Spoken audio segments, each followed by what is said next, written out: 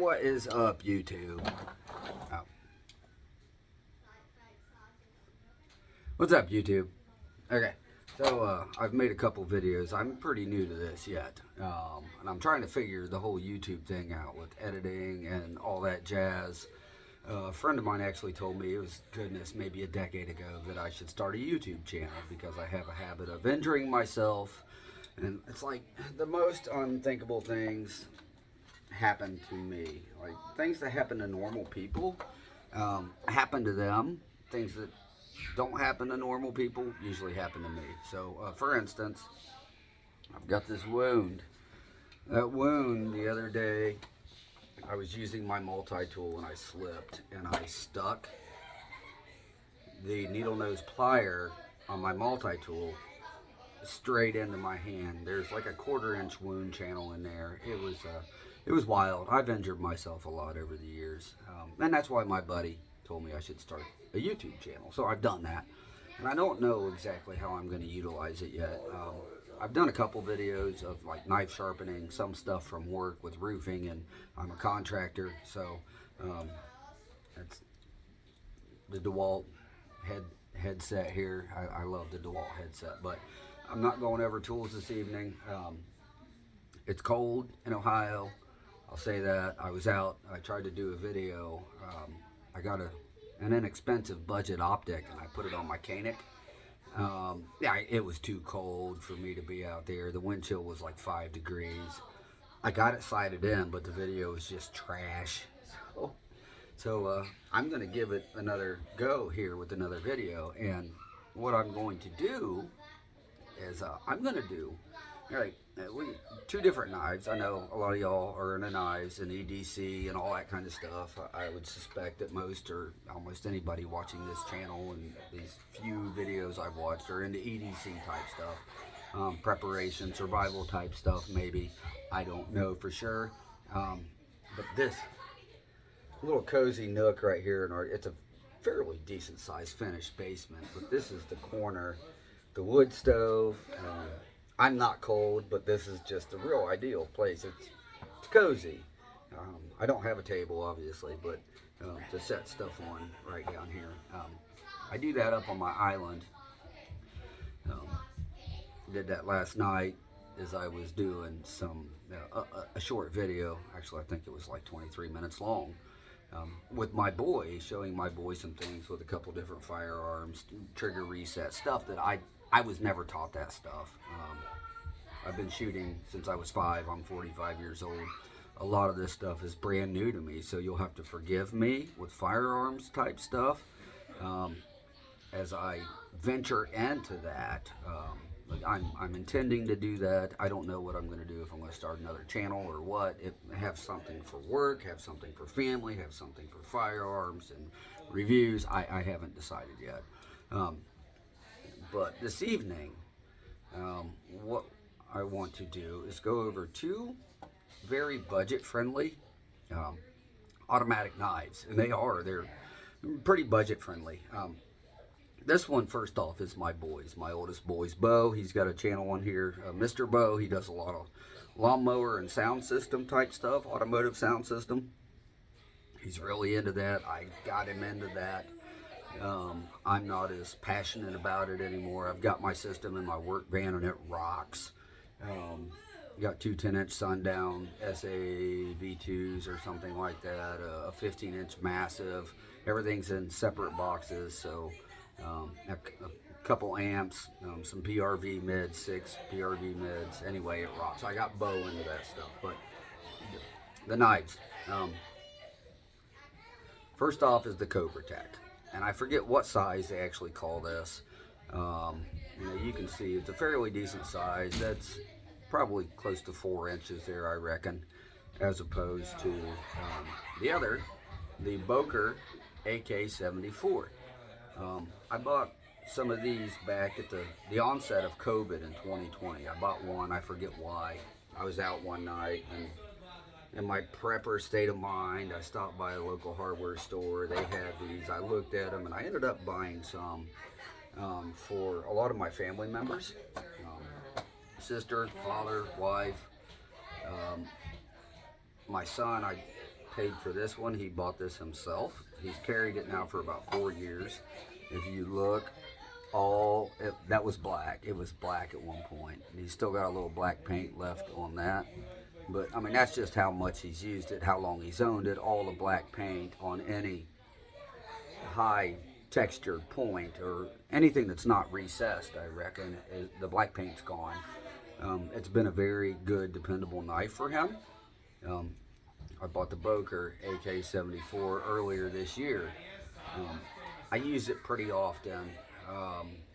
I don't put it through what he's put this through, I don't think. I don't know. He hasn't really abused this, but just normal everyday life. I carry mine, but I also wear a tool belt. So there's often times when I just pull the razor knife, my utility knife out of my tool belt instead of using this. But then there's times I do use this for certain, there's been times this has been sharper than my utility knife. I keep our blades extremely sharp. I've actually shaved with it. I've shaved with it. I had it pretty sharp. I've got a couple videos on here about me cutting grapes instead of my arm hair when I'm sharpening stuff, because I keep going bald through here, because that's how I would test the sharpness of my steel. Both knives have D2 blades, so if you know anything about D2, it's not stainless. So it is prone more to certain chemical corrosives, some rust. We haven't had problems with either one. Like I said, he's had this for 4 years. This is an out the front automatic push button, thumb button right here, pocket clip right there. It is not a reversible pocket clip on that. That is what it is. And they make these in various sizes. This one is, a flipper, assisted, automatic flipper, pocket clip, one side. It is not reversible either. They were both right around the $70 price range.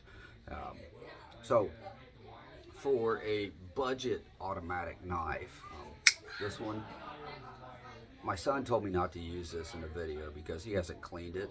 I lubed them up with, I used Lucas CLP the last time. When I get this dirty, and it gets very dirty sometimes at work, just being in my pocket, I rinse it out with hot water and work the action a few times. And then last time I sprayed some CLP, some Lucas CLP in there, and it has been extremely fast, basically restored it back to, new type function. It's pretty snappy.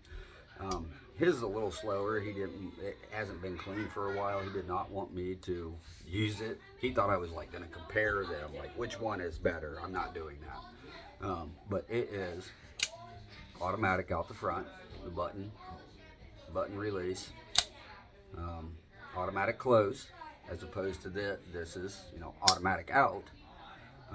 But it is tension. There is tension on the spring as you're closing it.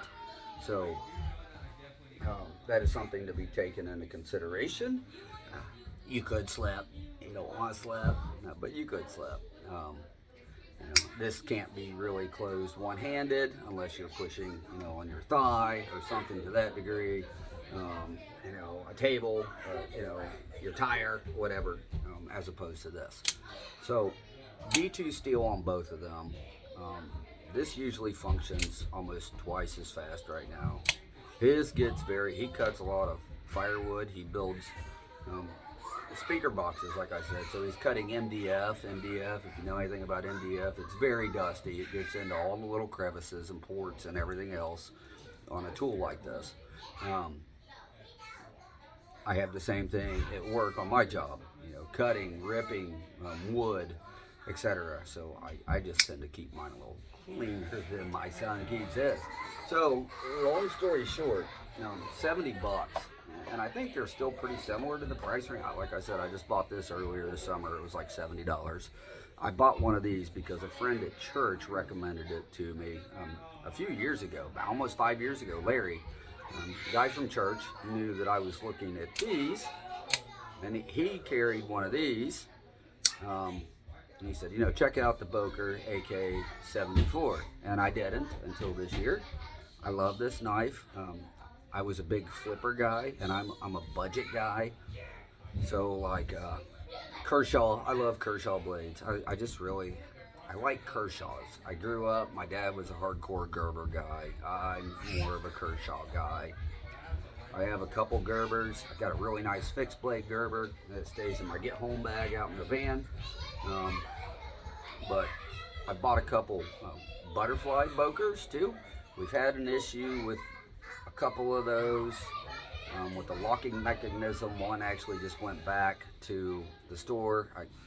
I got this from a local gun shop. They sell a lot of Boker stuff. They also sell HK blades, which are made by Boker. It seemed to be really nice blades, really nice functioning. But again, long story short, I got winded there. Forgive me for that one. I do that. It's like, I don't know if it's, the autism, Tylenol, maybe my mom, I don't know. I don't know if my mom ate a bunch of Tylenol when she was pregnant with me or what, but I tend to get going there. They are both extremely durable. They are well made. When my friend told me to buy one of these, he had his for quite a few years at that point. Never had an issue. I have never had an issue with it. I don't know much about the warranty info on these. I know these are basically Chinese parts. They are manufactured, from what I understand, they're put together. And Texas, gotta like Texas. I like Ohio, but I like Texas too. And lifetime warranty. I think this has got a lifetime warranty also. I didn't pay that much attention to the Boker when I purchased it. I knew and I heard it was a good knife, so I bought it. I rushed out and I bought it. But 70 bucks either or. It's basically, it comes down to a style preference. There is a little bit of difference here in the size. About a ½ inch, like I said. This one's 3.5, 3 3/4. This one's about a ½ inch longer. So you're gonna have that in your pocket, unless you carry in your back pocket, it's not gonna matter near as much. But yeah, there are very, very good quality budget automatic blades on the market. These are the two that I am extremely aware of. So if you are in the market, go grab you one. It just comes down to, do you want this or do you prefer that? Anyway, till next time.